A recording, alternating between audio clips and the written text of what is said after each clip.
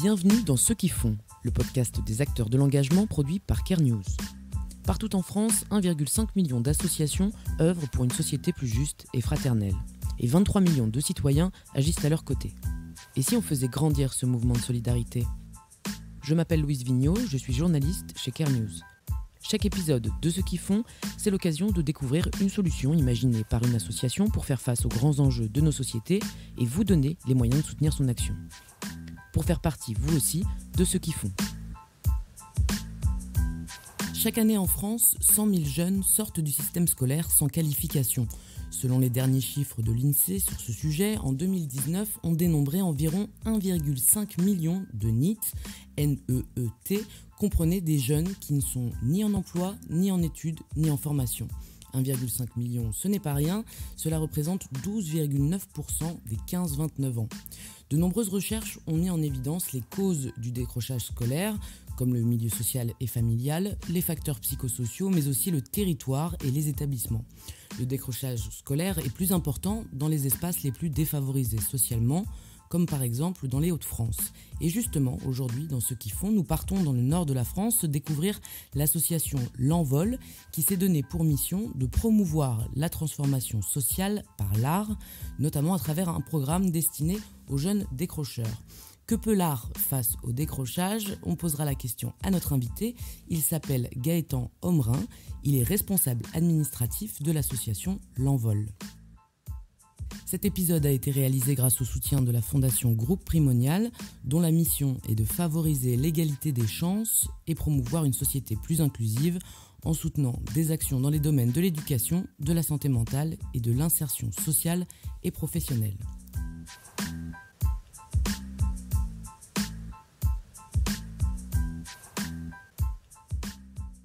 Bonjour Gaëtan, merci d'être avec nous. Bonjour Louise, merci. Vous êtes le responsable administratif de l'association L'Envol, créée en 2015 par Bruno Lajara et son collectif d'artistes engagés pour promouvoir la transformation sociale par l'art. En 2016, l'association lance le programme Classe Départ à Arras. L'objectif, rassembler une promotion de jeunes décrochés scolaires, sociaux ou familiaux et leur permettre pendant 7 mois de participer à des activités de médiation culturelle et de cohésion sociale par l'art. Alors avant de rentrer dans le détail du programme, j'aimerais savoir comment est née cette idée, quels sont les constats qui vous ont poussé à vous engager, vous artistes, auprès de ces jeunes et spécifiquement dans ce territoire. Bruno Lajara, qui a fondé L'Envol, a une carrière de 20 ans d'auteur et metteur en scène, principalement actif dans le théâtre documentaire et social. Et cette activité d'artiste engagé, il l'a menée dans les Hauts-de-France et principalement dans le Pas-de-Calais et dans le bassin minier au sens large. Le constat qui mène à la création de L'Envol en 2015, c'est que, donc vous avez rappelé ces chiffres du décrochage scolaire en France. Il faut savoir que dans les Hauts-de-France et dans le Pas-de-Calais, la situation est encore plus grave, puisque 32% des 18-25 ans du Pas-de-Calais ne sont ni en études, ni en emploi, ni en formation, dans une région, les Hauts-de-France, où 27% des 18-25 ans sont dans la même situation. Et puis, si on regarde le seuil de la pauvreté dans le Pas-de-Calais, 34% des moins de 25 ans vivent sous le seuil de pauvreté. Et une classe départ, c'est donc une promotion de 12 à 14 jeunes. Quand ils arrivent dans votre programme, dans quelle situation ils se trouvent ? Qu'ont-ils en commun, tous ces jeunes ? Alors, ils ont en commun déjà d'être justement ni en emploi, ni en études, ni en formation. Ils ont entre 17 et 25 ans quand ils arrivent dans classe départ. En général, c'est des jeunes qui ont pu être positionnés sur des programmes existants, de la mission locale par exemple. Donc le contrat engagement jeune, anciennement garantie jeune, c'est des jeunes qui ont pu passer par l'école de la deuxième chance ou des fois qui sont totalement éloignés de ces programmes et qui sont invisibles, entre guillemets. Ils ont pour point commun l'isolement, je dirais. C'est-à-dire que les programmes qui existent n'étaient pas suffisants pour les insérer ou pour les mobiliser vers l'insertion. Et donc, classe départ, c'est vraiment le moment où on va se poser, où on va réapprendre à se connaître soi, avoir confiance en soi, avoir confiance aux autres. C'est vraiment des jeunes qui sont en manque de compétences comportementales, de compétences psychosociales et qui ont besoin de cette première marche d'un parcours de mobilisation vers l'insertion. En fait, nous, on a l'habitude de dire à classe départ que l'ascenseur social, il ne fonctionne pas pour tout le monde et que du coup, parfois, il faut prendre l'escalier et monter cette première marche.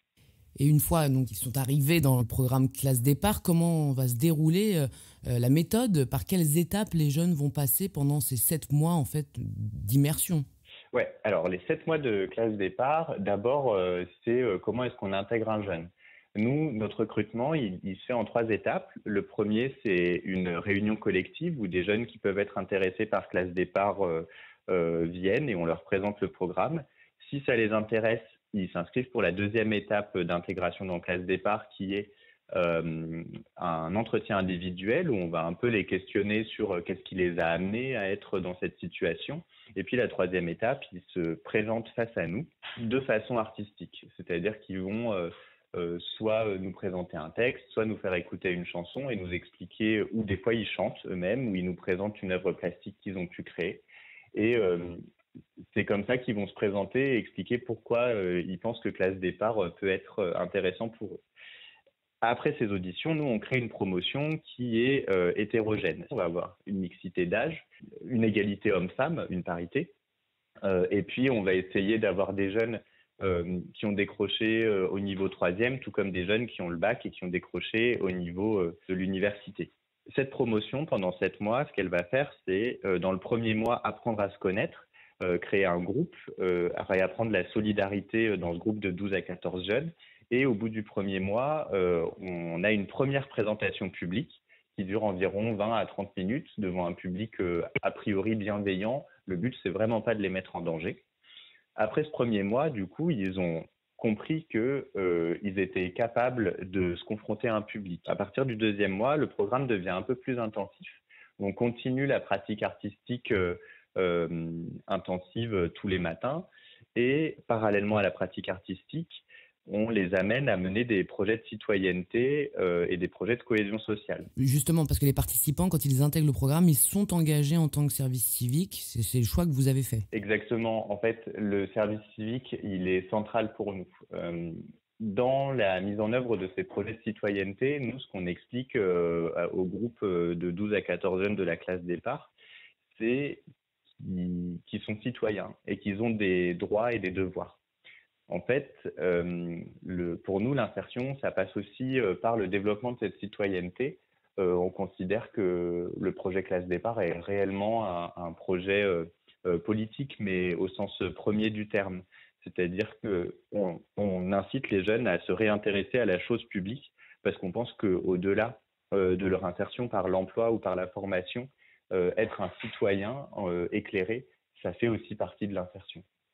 Donc ça va être par exemple organiser des activités dans des EHPAD pour lutter contre l'isolement des personnes âgées. On a créé une pièce qui traite du harcèlement scolaire et on l'a joué dans des écoles pour justement susciter le débat autour du harcèlement scolaire et c'était assez fort puisque c'est des jeunes qui eux-mêmes ont eu des phobies scolaires qui arrivent généralement dans le programme Classe Départ et c'est eux-mêmes qui vont aborder le sujet auprès d'autres, de plus jeunes qu'eux. Donc le programme, il est un peu sur 2 jambes, entre d'une part la pratique artistique et d'autre part des projets de citoyenneté. Et le dernier mois du programme, les participants montent un spectacle. Pour quelle raison? Alors, en effet, le dernier mois, on crée un spectacle dans des conditions professionnelles et c'est très important.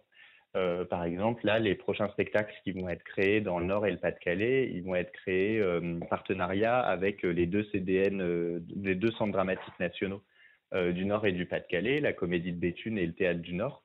Le programme s'appelle Classe Départ, mais le départ, c'est à la fin, c'est après ce spectacle. Le spectacle, c'est un moment, donc on l'appelle l'art-réalisation. C'est vraiment le moment où le groupe et chacun des jeunes qui composent le groupe vont être dans un dépassement d'eux-mêmes. C'est à ce moment-là qu'ils vont être le plus dans le développement de leur autonomie, de leur responsabilité et de leur capacité d'action. À la fois, ils sont vraiment mis en valeur et ils font quelque chose dont ils ne pensaient peut-être pas être capables au début des 7 mois. Ils se réapproprient vraiment qui ils sont et puis ils montrent à leurs proches, à leurs familles, aux travailleurs sociaux qui peuvent les accompagner par ailleurs que voilà, ils sont capables de choses que personne ne soupçonnait. Et le dépassement dont ils font preuve, il est possible parce que nous, en tant qu'artistes, on pose sur eux les mêmes exigences qu'on se poserait à nous-mêmes quand on crée un spectacle, tout en étant bien sûr bienveillants et sans les mettre en danger sur scène, on les amène à se dépasser.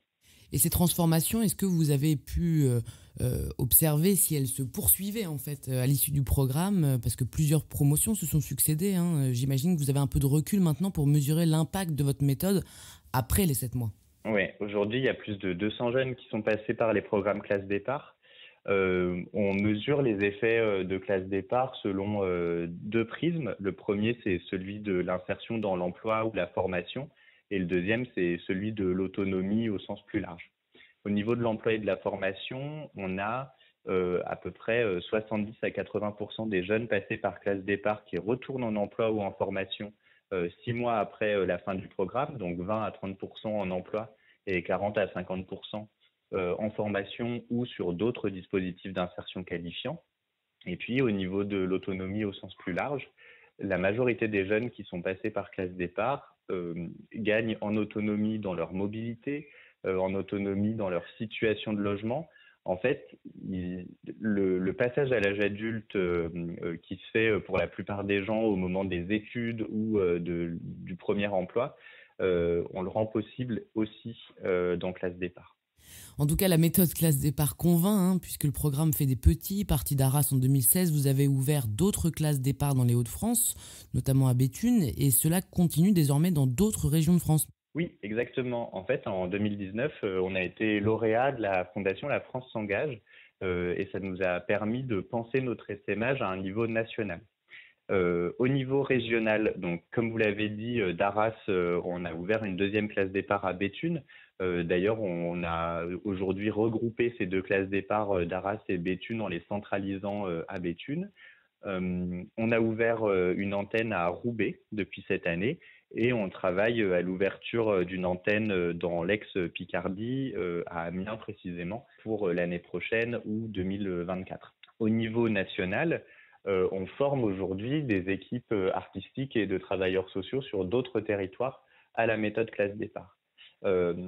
La première de ces antennes, ça a été la sauvegarde des Yvelines en lien avec la ferme de Bel-et-Bas et la compagnie Incauda à Guyancourt. Donc, ils en sont déjà à leur 2e promotion qui a terminé. Ils ont commencé en 2021. Et puis, depuis cette année, 2022, une classe départ a ouvert à Avignon. Elle est mise en œuvre par la Manufacture et la mission locale du Grand Avignon et un consortium d'autres partenaires avignonnais. On travaille aussi depuis cette année à l'ouverture d'une classe départ à Cahors en lien avec la mission locale du Lot. Et alors, comment est-ce qu'on peut vous soutenir, Gaëtan ? Est-ce que les auditeurs peuvent vous rejoindre s'ils sont artistes, par exemple ? Quels sont vos besoins aujourd'hui ? Alors aujourd'hui, on continue d'essaimer nationalement et régionalement. Si des artistes ou des travailleurs sociaux souhaitent implanter classe départ sur leur territoire, ils peuvent nous contacter. Nous, on estime que les personnes les plus à même d'implanter ce programme sur leur territoire, c'est les personnes qui connaissent leur territoire, qui connaissent la jeunesse de ce territoire et qui connaissent les partenaires qui vont pouvoir aider à l'implantation de classes départ chez eux. Et c'est pour ça qu'on a choisi cet essaimage sous forme de franchise sociale, parce qu'en fait, on ne peut pas connaître un territoire si on n'y travaille pas depuis plusieurs années. La façon de nous aider, c'est peut-être de nous contacter pour ouvrir une classe départ sur son territoire. Si vous souhaitez en savoir plus sur l'envol et ses classes départ, rendez-vous sur le site internet dédié au programme www.classedépart.com. Merci beaucoup Gaëtan d'avoir été avec nous et merci pour votre engagement. Merci Louise. Retrouvez toute l'actualité de ceux qui font sur carenews.com.